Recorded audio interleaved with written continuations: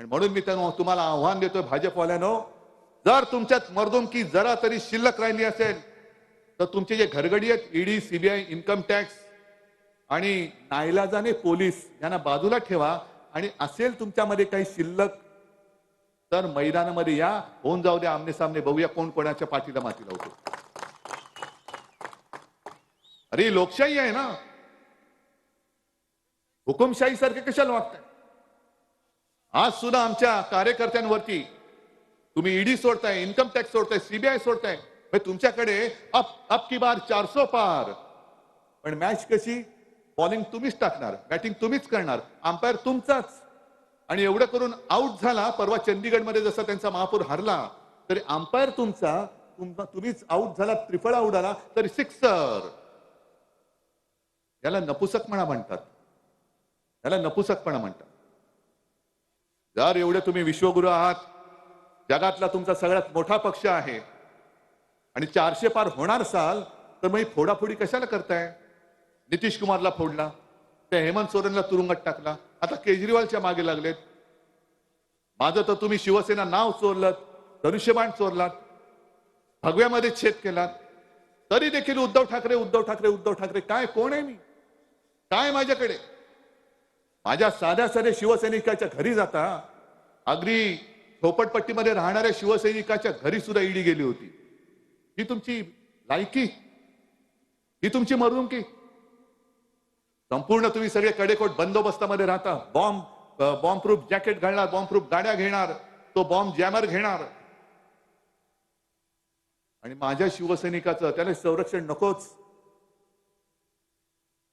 त्याला संरक्षण नकोच. पण माझ्या देशाची ताकद, ही प्रशासकीय ताकद, ही तुमची वैयक्तिक ताकद नाही. उद्या जरा तुमची सत्ता जाऊ द्या, बघा हीच ताकद तुमच्या अंगावर कशी येईल ती बघा. आणि काल परवाकडे जो गोळीबार झाला, भारतीय जनता पक्षाच्या आमदाराला पोलीस स्टेशनमध्ये गोळीबार करावा लागतो. तो गोळीबार करू शकतो? आहे ठीक आहे, आता त्यांनी गोळीबार केलेला आहे, ज्याच्यावरती गोळ्या झाडल्या त्याची प्रकृती चिंताजनक आहे, त्या गोळीबाराचं मी समर्थन अजिबात करत नाही.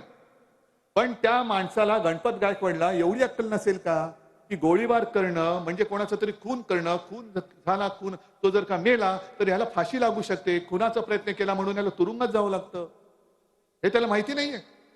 एवढा काय तो बुद्धू आहे? बरं, हे केलं ते केलं कुठे? पोलीस स्टेशनमध्ये.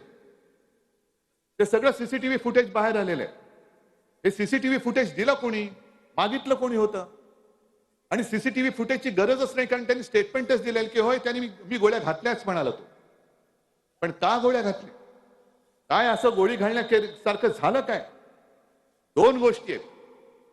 एक तर ज्या वेळेला एखादा माणूस आत्महत्या करतो तेव्हा तो पराकोटीचा नैराश्यामध्ये जातो, किंवा जर एखादा कोण कोणाचा खून करतो किंवा खुनाचा प्रयत्न करतो तेव्हा तो भयंकर डिवचला जातो. आणि गणपत गायकवाडनी जे स्टेटमेंट दिलेलं आहे की पोलीस स्टेशनच्या दारात त्याच्या मुलाला धक्काबुक्की झाली आणि ते सहन झालं नाही म्हणून बाप म्हणून मी त्याला, त्या ज्यांनी केले त्याला गोळ्या घातल्या. आणि त्याच्या पुढे ते त्यांनी स्टेटमेंट केलेलं की त्याचे करोडो रुपये मिंदेकडे आहेत, करोडो रुपये मिंदेकडे. कोण चौकशी करणार? आपले होम मिनिस्टर कुठे आहेत? गृहमंत्री कुठे आहेत? आज कोण बोलतंय भाजपमधनं? जर का कोणी शिवसैनिकांनी, शिवसैनिक म्हणजे आपल्या, आणि मी पत्रकारांसुद्धा सांगतोय, ही जी त्यांची जी चालले मिंदे सेना, लाचार सेना, ही शिवसेना नाही. ही हिचं शिवसेनेच्या गुंडावरती हल्ला नाही, शिवसेनेमध्ये गुंड नाहीत, शिवसेनेमध्ये सैनिक आहेत. ही बदनामी करू नका. हे असे गुंड पुंड पोचण्यासाठी शिवसेना प्रमुखांनी शिवसेनेचा जन्म दिला नव्हता. अन्यायावरती वार करणारे म्हणून शिवसैनिक प्रसिद्ध आहेत. पण भाजप आमदारांची ही दयनीय परिस्थिती आली. गृहमंत्री आहात कुठे तुम्ही? देवेंद्र फडणवीस आहेत कुठे? आणि त्या गणपत गायकवाडनी सांगितलं की जोपर्यंत हा मिंदे महाराष्ट्रामध्ये आहे, हे मुख्यमंत्री असतील, तोपर्यंत महाराष्ट्रामध्ये गुंडांची पैदास होईल.